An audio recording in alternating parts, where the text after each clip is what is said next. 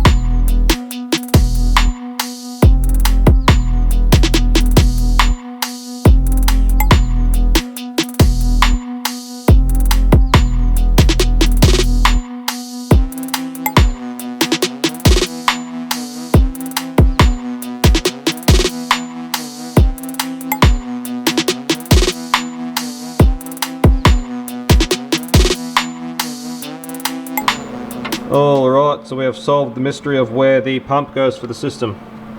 That is where it is meant to go. Yep. And it actually fits there quite nicely, so all is well and good in the world. Yes. Also just started making our brackets to mount our heat exchanger, which is all going to fit quite well. So anyway, we are working through our issues. We're getting to the bottom of all the things that are coming up for what we have to do. So it's good progress. We're getting there. We're still working out our fittings for the actual system, the cooling system with the lid. We've ordered a whole heap of stuff from Rocket, which should be here fairly soon, to finish that off, as well as finish off our fuel line and system for our flex fuel sensor and everything else. So we're getting there. It's good progress. So another big issue we still have to overcome is our washer bottle as well. Harrop actually make one that comes with their supercharger kit, because obviously you have to delete the washer bottle to fit the heat exchanger. So we're going to talk to Harrop about just trying to get one of the washer bottle relocation or new washer bottles from their kit to sort out that issue. After that, we're sort of at the end of it. Once we get our bonnet clearance and everything else sorted, we are getting towards the pointy end of all this stuff. So it's good. I'm really excited for this car. I reckon it's going to be freaking awesome. I'm so keen to get it on the dyno. This is like goals. I would absolutely love like a VF sedan or a wagon.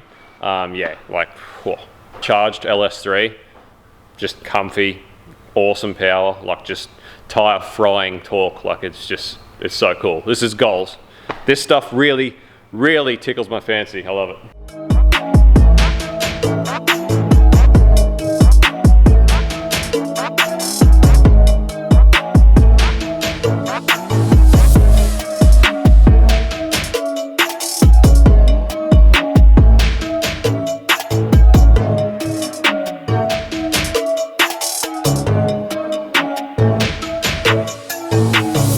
Alright guys, so we've got our cooler mounted, or our heat exchanger you'd say. So that's another problem that's out of the way, which is really good. So we're making good progress. At the moment we just wait for these fittings we have to finish the actual circuit for this cooler system, and waiting for our mounts to get here to see if this supercharger is going to clear the bonnet. Apart from that, we've just got to install our flex fuel setup. I'll show you what that is now. So here we have our flex fuel sensor along with our patch loom from Ultimate Conversion Wiring. So this actually piggybacks off of the plug on the purge valve, and you just have a single pin to pin into the ECU pin. So quite a simple setup to install. This is actually long enough for where we plan on mounting our flex fuel sensor, which is awesome. So very simple install, and then that's our 1000 horsepower drop-in module, as well as our flex fuel system. Everything's going to be sorted out, which is going to be awesome. So as you guys would have seen, I talked about before the engine went in, on the stock, the VE, the hard line for the fuel line comes up over that side, because the stock L98 fuel rail actually has the fitting on this side for the rail. So the old sort of line, you can see it here, that actually goes to just behind the motor there, and it used to come straight across and go onto there. On the LSA fuel rail, we actually have the line on the other side, the fitting. So the plan is to come out of that line and do about a 120. We then are planning to mount the flex fuel sensor up behind here, behind the supercharger, and then that line's going to go through the flex fuel sensor and then around onto our rail here.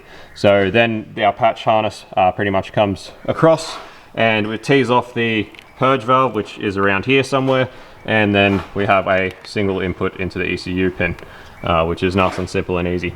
So we'll pull these brackets off and we'll actually stamp them and paint them, but apart from that, that's the cooler actually sort of mounted.